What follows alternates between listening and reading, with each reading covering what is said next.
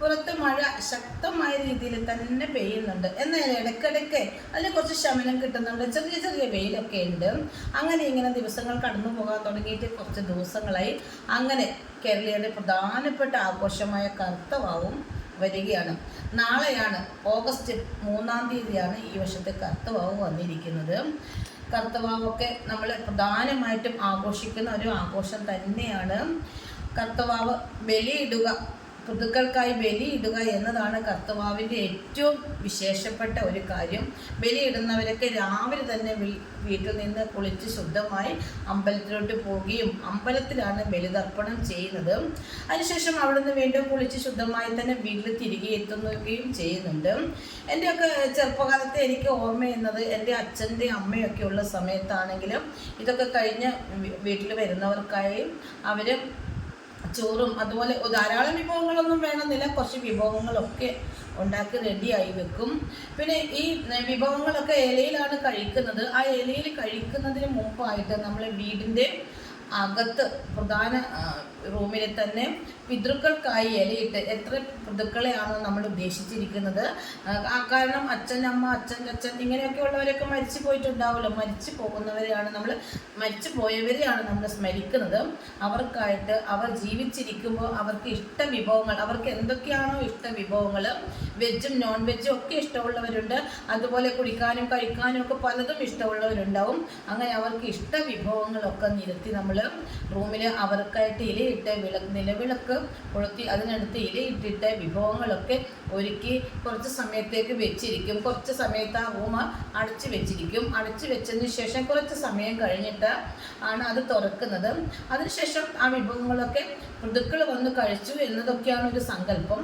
ആ പിതൃക്കൾക്ക് വെച്ചതിന് ശേഷമാണ് വെച്ച കുറച്ച് സമയങ്ങൾക്ക് ശേഷമാണ് മറ്റുള്ളവർക്കായി ഇലയിടുകയും മറ്റുള്ളവർ ഭക്ഷണം കഴിക്കുകയും ചെയ്തത്.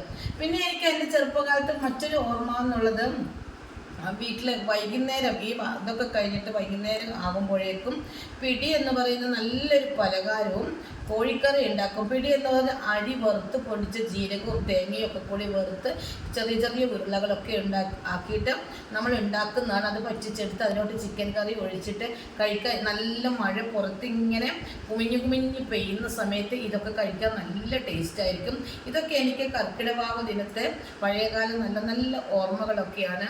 പിന്നെ ഇപ്പം അച്ഛൻ്റെ അമ്മയുടെയൊക്കെ മരണശേഷം ഇതൊക്കെ ഓർമ്മകൾ മാത്രമാണ്. ഇതൊന്നും അങ്ങനെ വീട്ടിൽ ആചരിക്കുന്നതായിട്ട് കാണുന്നില്ല. എങ്കിലും ഇതൊക്കെ മനസ്സിലിങ്ങനെ മായാതെ നിൽക്കുന്ന ഓർമ്മകളൊക്കെയാണ്.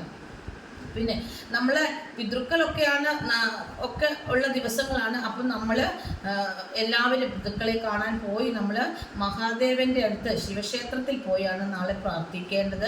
ശിവക്ഷേത്രത്തിൽ പോയി ശിവൻ്റെ അടുത്താണ് നമ്മളായാലും നമ്മളെ പൂർവികരായാലും എല്ലാവരും മരിച്ചു കഴിയുമ്പോൾ എത്തുന്നത് മഹാദേവൻ്റെ അടുത്ത് എന്നാണ് ഹിന്ദുക്കളുടെ വിശ്വാസം. അതുകൊണ്ട് നമ്മൾ ശിവക്ഷേത്രത്തിലാണ് നാളെ പോകേണ്ടത്. മറ്റു ക്ഷേത്രങ്ങളിൽ പോയി പൂജ കഴിക്കുന്നതുകൊണ്ട് വലിയ ഗുണങ്ങളൊന്നും ഇല്ല എന്നാണ് അതുമായി ബന്ധപ്പെട്ട ആചാര്യന്മാരൊക്കെ നമുക്ക് പറഞ്ഞു തരുന്നത്. അപ്പം നമുക്ക് ശിവക്ഷേത്രത്തിൽ പോകാം, ബലിതർപ്പണം ചെയ്യേണ്ടവർക്ക് ബലിതർപ്പണം ചെയ്യാം. അങ്ങനെ പിന്നെ അതുകൂടാതെ മഹാദേവനെ നമ്മൾ 108 പ്രാവശ്യം പ്രാർത്ഥിക്കേണ്ടതുണ്ട്. വൈകുന്നേരം 5 തിരിയൊക്കെ ഇട്ട് നല്ല പ്രധാന വിശേഷപ്പെട്ട ദിവസമായതുകൊണ്ട് 5 തിരിയൊക്കെ ഇട്ട് നമ്മൾ നേരത്തെ തന്നെ നിലവിളക്ക് കൊളുത്തി മഹാദേവൻ്റെ മന്ത്രങ്ങൾ, ഓം നമഃ ശിവായ മന്ത്രങ്ങളൊക്കെ നമ്മൾ 108 പ്രാവശ്യം ജപിക്കുകയും നമ്മൾ നല്ല മനസ്സോടുകൂടി മഹാദേവനെ പ്രാർത്ഥിച്ചുകൊണ്ടേയിരിക്കേണ്ട നല്ലൊരു വിശേഷപ്പെട്ട ദിവസമാണ് കർത്തവാവ് ദിവസം. പിന്നെ ഇതുകൂടാതെ പണ്ടൊക്കെ എന്ന് പറഞ്ഞാൽ ഭയങ്കര മഴയായിരിക്കും കേട്ടോ. അത് ഈ വർഷം ഓർമ്മിപ്പിക്കുന്ന രീതിയിൽ തന്നെയാണ്. വളരെയധികം മഴയും കാര്യങ്ങളൊക്കെ ഉണ്ടാകുന്നുണ്ട്. ഇതൊക്കെ തന്നെയാണ് എൻ്റെ ചെറുപ്പകാലത്തെ കർത്തവാവിൻ്റെ ഓർമ്മകൾ.